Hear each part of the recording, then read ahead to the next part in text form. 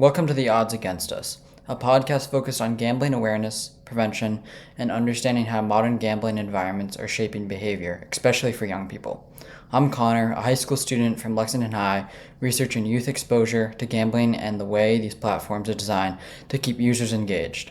Today I'm joined by Ben Spooner, a prevention specialist with the Education Development Center and the Massachusetts Center of Excellence on Problem Gambling Prevention.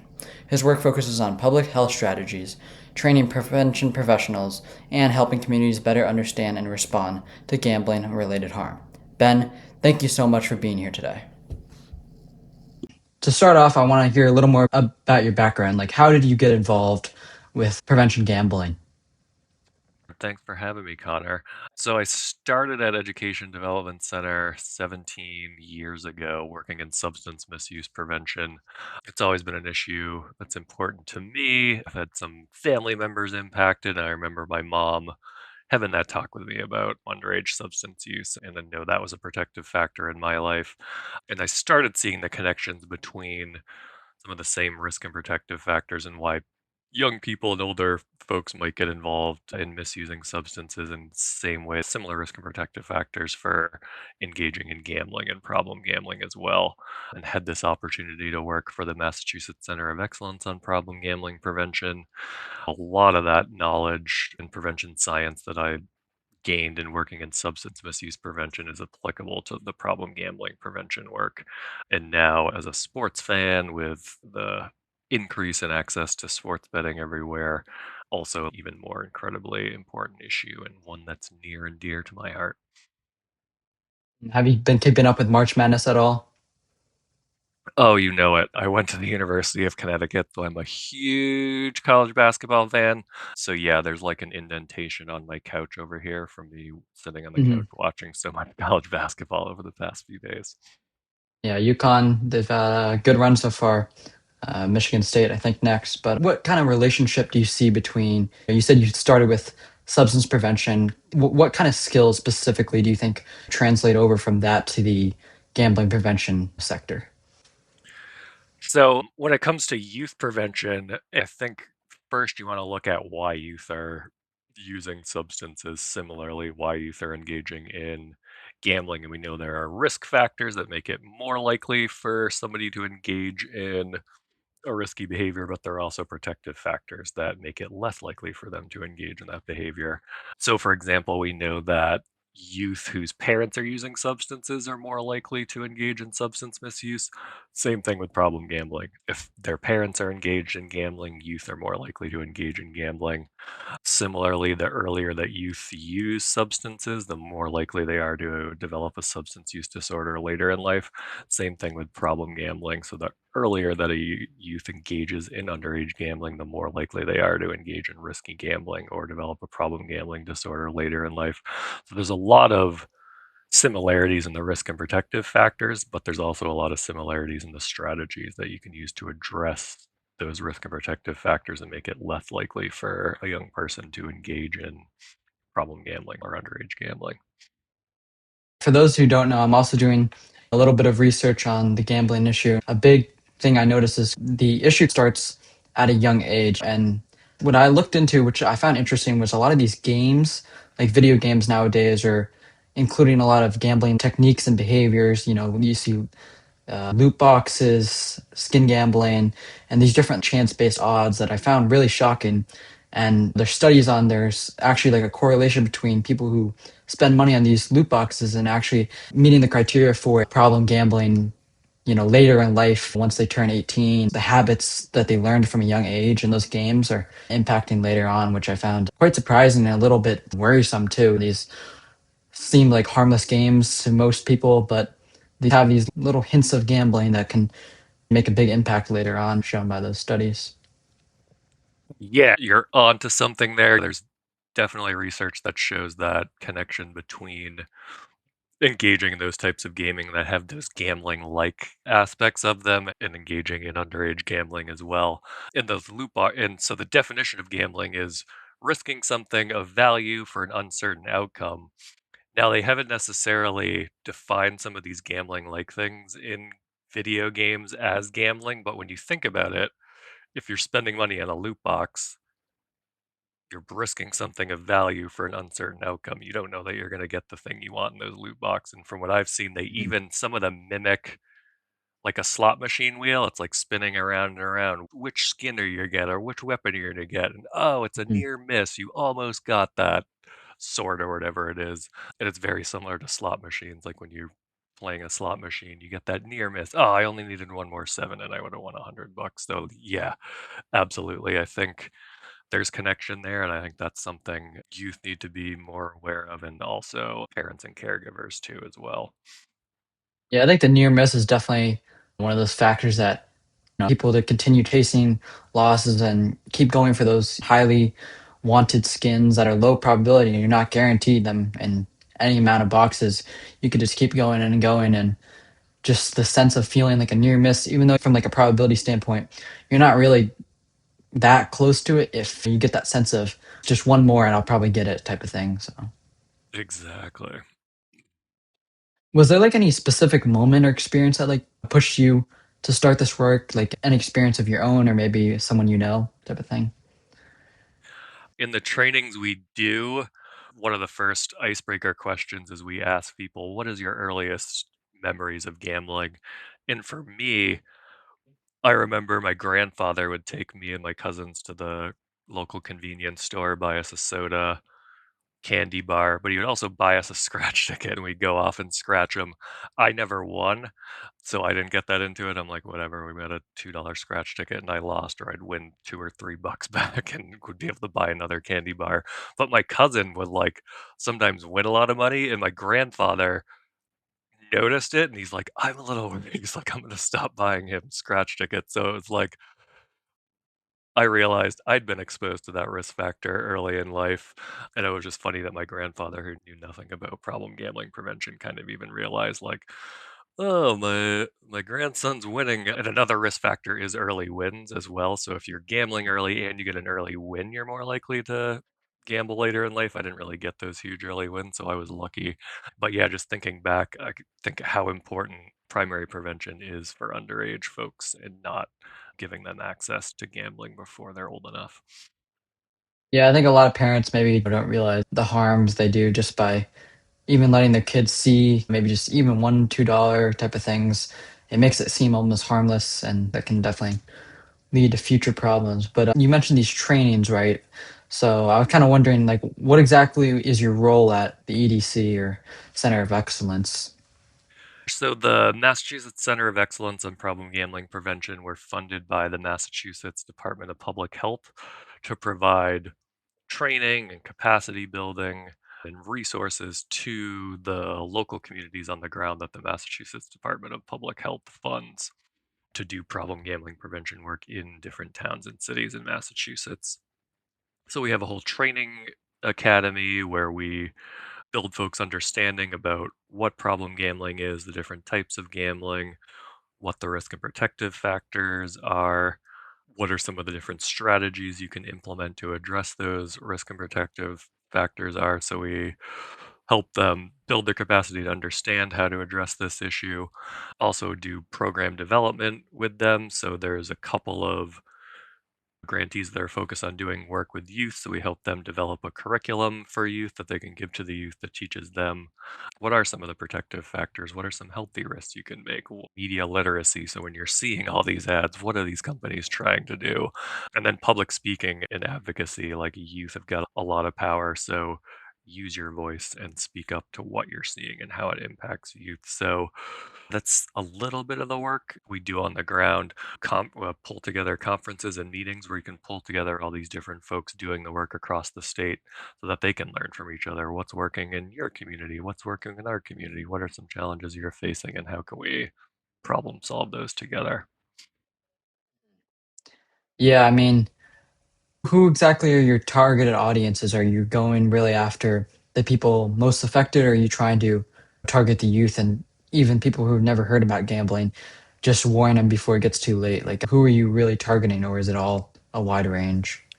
So we do focus on populations most impacted. So youth are one of the populations most impacted, more likely to develop a problem gambling disorder even than adults.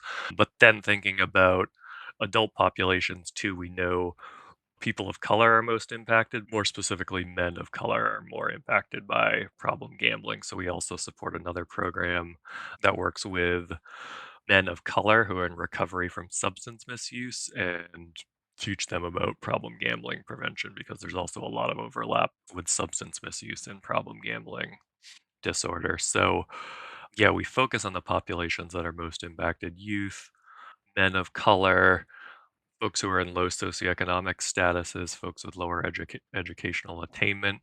Because when you're struggling to pay the bills and you can't pay your rent, you could see how a financial solution to financial struggles could potentially be gambling. Yeah, it's kind of crazy how, the amount of difference it is based off these different risk factors that, some people or categories they might fall into, as you mentioned. The socioeconomic one, that's definitely a big one. If you're struggling to find money to, get through life, sometimes, they see gambling as a quick way out or quick way to double, triple your money and everything will be fine. But in reality, you're always against the odds. Mhm. Yeah, and the industry knows that folks in lower socioeconomic statuses are more likely to engage in problem gambling, and so I don't think it's a mistake where some of these casinos have been placed in Massachusetts. There's one in Springfield. I'm out in Western Massachusetts, and Springfield is one of the most economically oppressed areas in all of Massachusetts. And so, not surprising that they put a casino right in Springfield.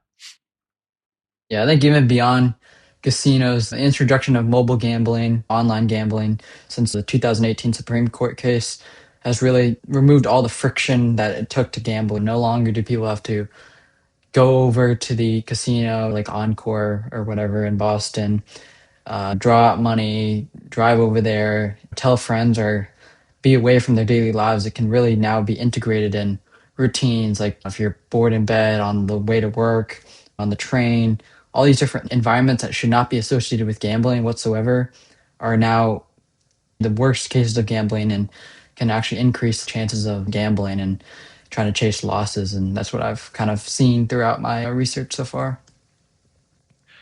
Yeah, I would agree. When I was a kid, if you wanted to bet on sports, you had to go to Las Vegas to bet on sports. That was the only Mhm. place you could legally do it.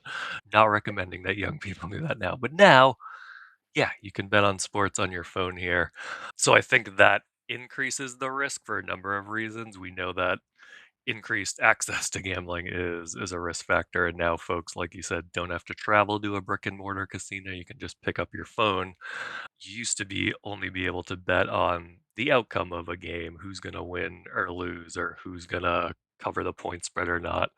But with this frictionless betting, as you said, there are like literally unlimited numbers of bets you can place in the game. You can bet on whether my Yukon Huskies are going to beat Michigan State on Friday night, but you can also bet on who's going to win the first quarter, who's going to be the first to 5 points.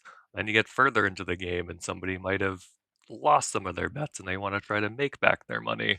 And then they're betting on who's going to win the second half of the game or whether solo ball is going to make a 3 pointer in the fourth quarter. But, anyways, yeah, there are just these unlimited amounts of bets, which was not the case, like you said before, 2018. Now we've got 40 states with sports betting, and obviously in Massachusetts, you can bet at the casino on your phone.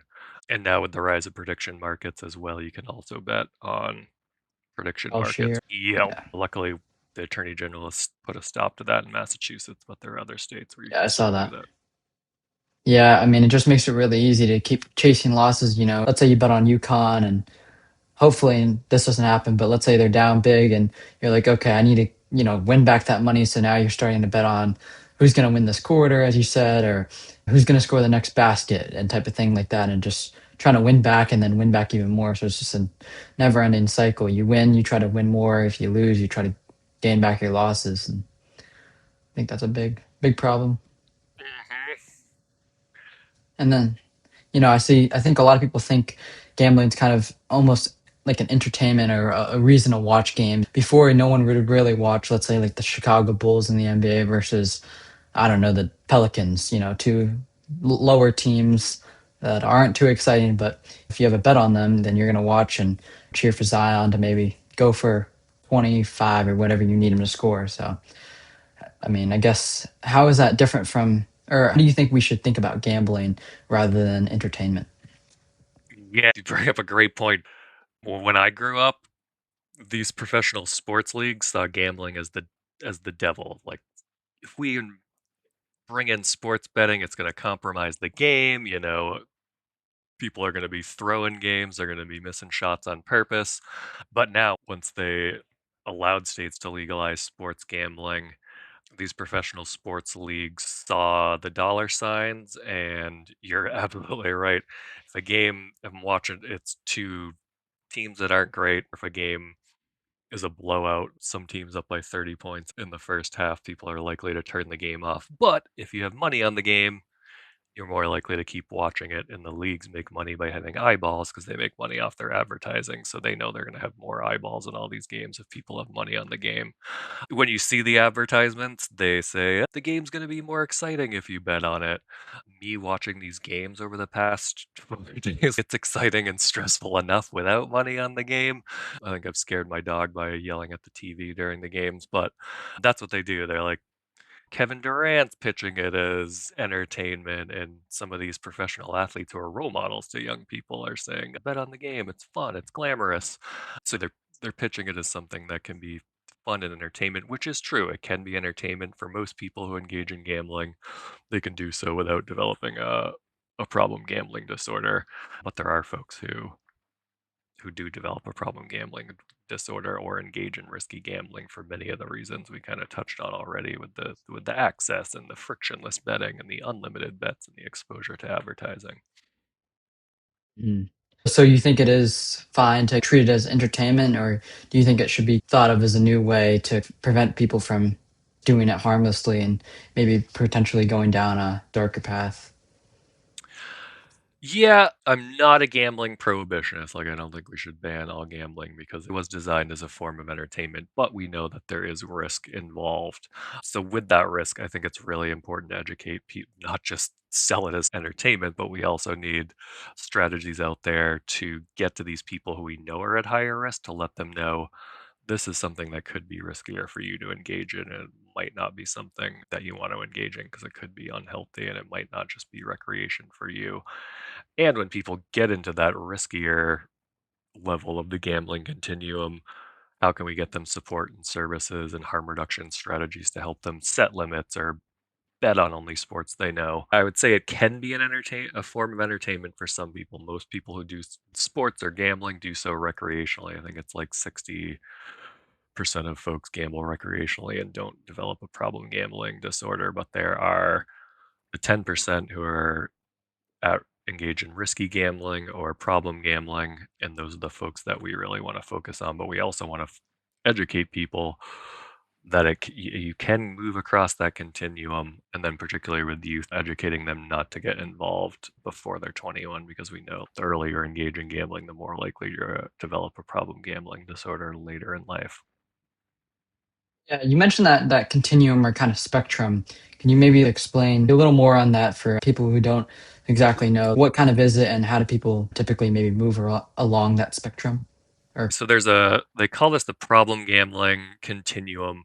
So there's folks who kind of on the far left, people who don't gamble. That's about a third of the population, or 27%, I think it is. They're the majority of people gamble recreationally. That's about 60 so percent. And then there's about 8% who are engaged in risky gambling and 2% who have a problem gambling disorder. That is not to say that you can't move back and forth across that continuum, just like with substance use disorder. We know some people can have a drink or two on the weekend and they're not going to develop an alcohol use disorder. But some people who do that may engage in more binge drinking or more alcohol misuse and they develop a substance use disorder. But we know recovery is possible. So you can always go from not engaging in that behavior, engaging in risky behavior, or developing substance use disorder, problem gambling disorder, but recovery is possible. There's so many different pathways to recovery, so folks can always recover and stop using substances or stop engaging in gambling. So folks can move back and forth the continuum, but based on where folks are in that continuum, that's kind of how you think about what strategies you want to implement based on where folks are in that continuum of the problem gambling continuum. Yeah, so you think it's based off kind of those risk and protective factors, kind of where you start on the continuum from a young age, or Protective factors can certainly outweigh risk factors, but the more risk factors you have as far as they're related to problem gambling disorder earlier in life or even later in life, the more likely you are to move further to the right on that continuum where you might engage in risky gambling or develop a problem gambling disorder. But the more protective factors you have, conversely, help you not engage in gambling or engage in gambling recreationally like most people do. So that's really what we do in prevention is just focus on building up those protective factors, reducing the risk factors. yeah, easier said than done, obviously, but for some, you have to kind of go into gambling as being okay to lose it all and just treating it as like another entertainment. Like if you bought a ticket to a Celtics game, you put money into it and it's going to be gone, but you have the experience and the fun while it lasts. And it's not really something you're trying to make money based off of, because it's kind of the way I think of it. Yeah, exactly. Like my grandfather, who I brought up earlier, like he didn't have a problem gambling disorder. It'd be like every payday he'd go to the convenience store and buy $10 worth of scratch tickets and probably lose all his money. But that was it. He had $10 limit every 2 weeks, and that was it. So yeah, there are folks like that who can engage in it in that way. Yeah. I mean, I guess I've been focused on the youth. From your perspective, what concerns you most about youth exposure to gambling currently? What has changed over the last 5 years, or it's become a bigger issue, especially among youth? So, what's kind of changed, and what have you seen? Yeah, there's a lot as we talked about with the explosion of sports betting, but I think like just the gambling gamification of everything. Like you got the prediction markets, you got sports betting, you got the gambling elements in video gaming and gaming. So I think that's part of it. But when it comes to sports betting, again, with youth, what I'm most concerned with as a lifelong sports fan. Like I said, I grew up sports betting and watching sports and sports fandom did not go hand in hand. Growing up, you turn on the TV and it's sponsored by FanDuel and you're watching the pregame and their analysts are talking about who's going to win or lose. They go right into a segment sponsored by FanDuel and they're talking about the point spreads and who's going to cover the point spread. So just like the normalization that sports, watching sports and being a sports fan and sports betting goes hand in hand, the community norms, social norms when it comes to substance misuse or problem gambling is a risk factor. So that's a huge one for me. And also just the access, like we talked about, like you can bet on it on your phone. Yes, you have to be 21 years old, but we know youth are very creative. And some of these apps don't have super stringent age verification. So I think youth are able to still place bets, whether that's an older friend or sibling placing bets for them, or parents even placing bets for them, or them getting access to their parents' or older siblings' devices. So I think that's just part of it. Like, yeah, when I was a kid, when we were doing the March Madness pools in eighth grade, we had to hide our March Madness brackets under the table at lunch, and now kids can just open up their phone and go in their bedroom, and nobody has any idea that they're Mm. engaged in underage gambling. So I think the normalization of it, the access, and the advertising too. It's like when I was growing up, there was advertising for gambling kind of in general, but not just the persistent sports betting advertising everywhere. It's impossible to not see it when you're watching a sports game.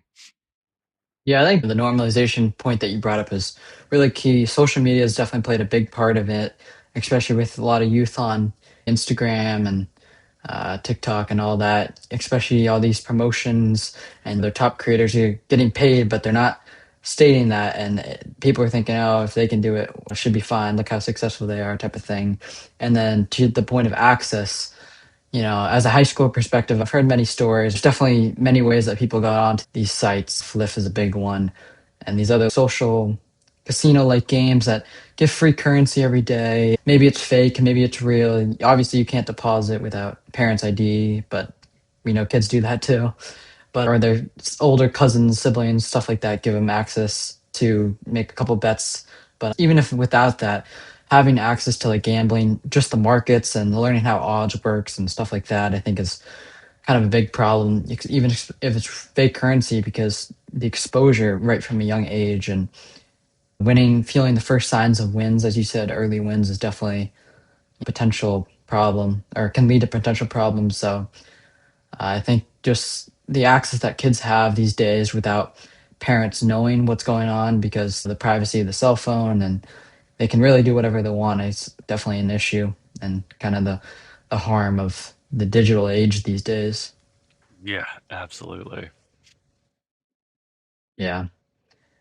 Do you think like people these days are like somehow involving themselves with like gambling mechanics without even realizing it? Like I know I mentioned, the games and youth games, but do you see anything else, in daily day-to-day lives or anything with chain space? Yeah, I think some people don't even know the definition of gambling and sometimes don't realize that they're engaging in gambling when they are. Schools have fundraisers and raffles, and you have the 50-50 raffle at the high school Yeah. basketball game or the high school football game, and it's like half the money goes to the school, the football team or the basketball team, which is great, and then half the money goes to the winner who essentially bet something of value for something they didn't know they were gonna get. My daughter's school does a bingo fundraiser every year, so it's like I think there are these somewhat people think they're innocuous fundraisers, but they are kind of normalizing that gambling in the community. So I think Yeah, more can be the done normal. about building folks' awareness of like what gambling is, what gambling isn't, and some of the risks about normalizing those types of gambling behaviors we might not think are gambling is important. I think it's just become so integrated into our lives. Not, as you were growing up, I'm sure it was not really seen as normal and kind of maybe looked down upon. But nowadays, I feel like people don't really care about, like, you could mention gambling and no one would raise an eyebrow. So, things like raffles, everyone just sees as normal parts of life when in reality, they do have some gambling mechanics connected to them.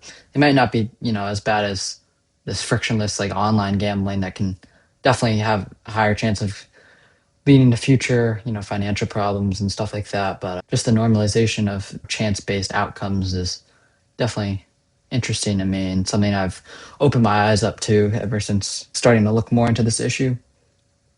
Yeah, well, and with the prediction markets, you can bet on literally anything. Like, who's going to win the Oscars? Is Cardi B going to have a cameo at the halftime show with Bad Bunny in the Super Bowl? Like, there's just unlimited things you can place a bet on or place a prediction on, I guess, as the prediction markets would call it.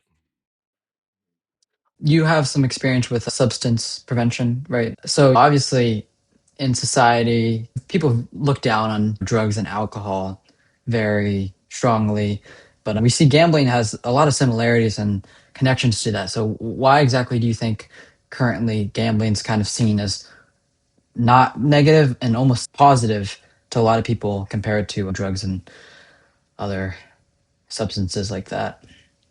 Because we've come a long way when it comes to like stigma with substance use disorder. So the folks who are on that far end of the continuum who have substance use disorder and need help stopping using the substances, now we know that that's a disease, and folks don't look down on them as much. There's still a lot of stigma, but folks realize it's a disease and something that you need medical attention and help with. But yeah, the gambling one, it's like the way in the media it is glorified almost. So yeah, it is weird in that sense where it's like if you're doing that in public and doing it at a game or whatever, it's like not seen as bad behavior, it's kinda normalized, but there is more stigma now when folks and I'm talking about, like, the recreational side of the continuum, the left-hand side where folks aren't at the problem gambling, but when you get and you develop a problem gambling disorder, I think there is a lot of stigma and folks look down on that because 'cause they're like, "You're not addicted to a substance, how can you get addicted to gambling?" And folks, I don't think really understand that it's a disease even though it has been diagnosed as a legitimate disease in the psychological manual. So yeah, there's some similarities. I think also it's tougher to tell the warning signs when somebody has a problem gambling disorder or substance use disorder. It's like if somebody's Sure. been drinking a lot, you can smell it on their breath. Very You can obvious, yeah.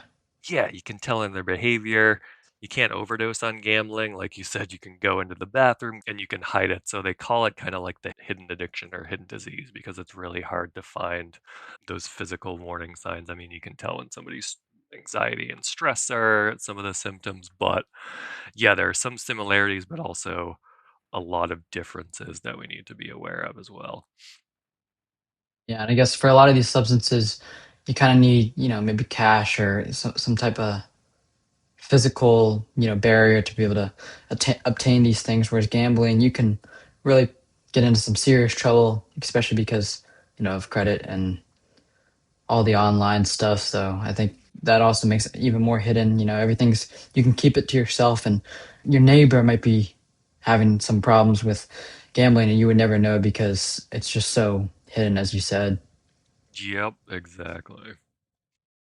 So, I mean, thinking about solutions, right? What do you think is, if you could think of one thing that parents or schools should be doing right now that they're not, in your opinion, what do you think that is?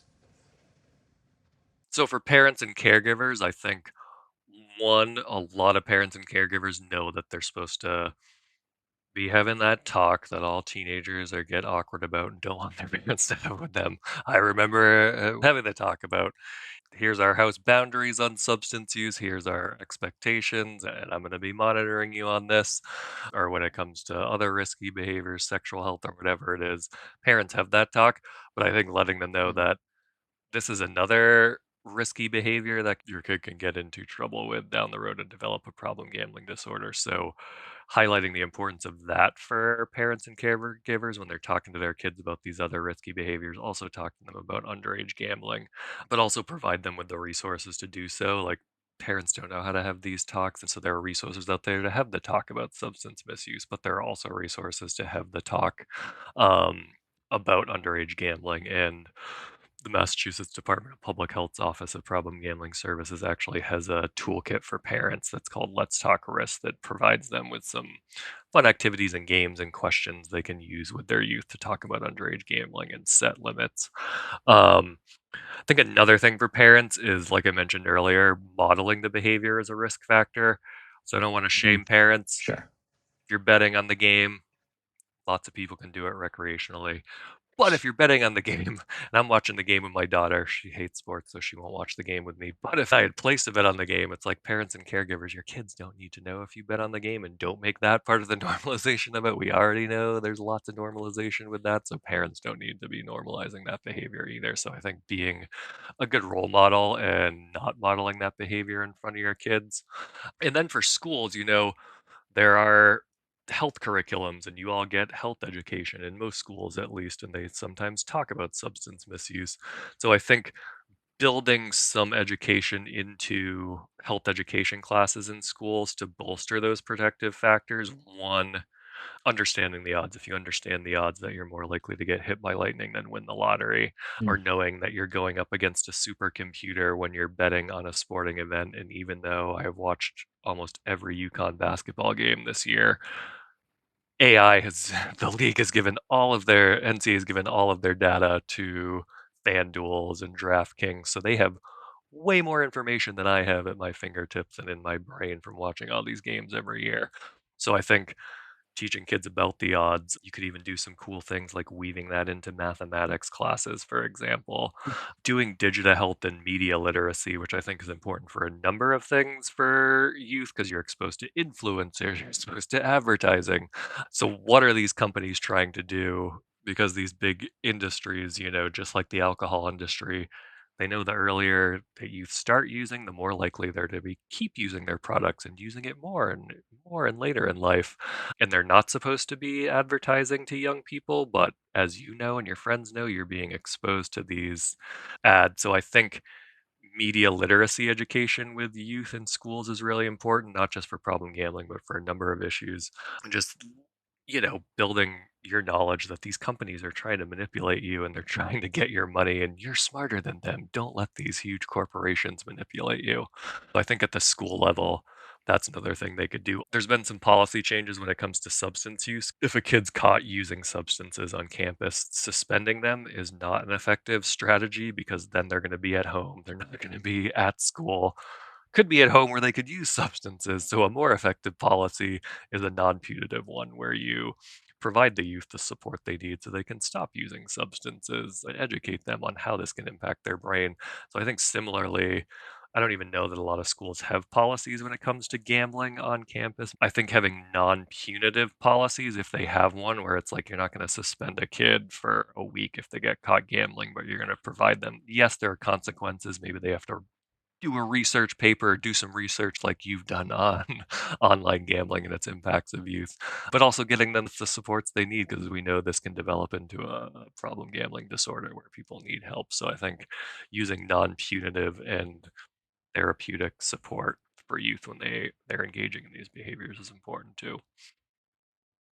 Yeah, I mean, just touching on how you mentioned parents as a role model. Kids pick up a lot from their parents, both good and bad. Obviously, as from a young age, they learn basically everything from their parents, model themselves after that. So, definitely a big protective factor would be just showing kids or educating kids early on and adding a little bit of stigma and education, both at a school level and in the household, and having that talk. As you mentioned, a lot of people have the talk about these other serious topics, but gambling hasn't really, it's definitely a new thing, so it's understandable, but it hasn't really reached the attention it should be getting, I think, in my opinion.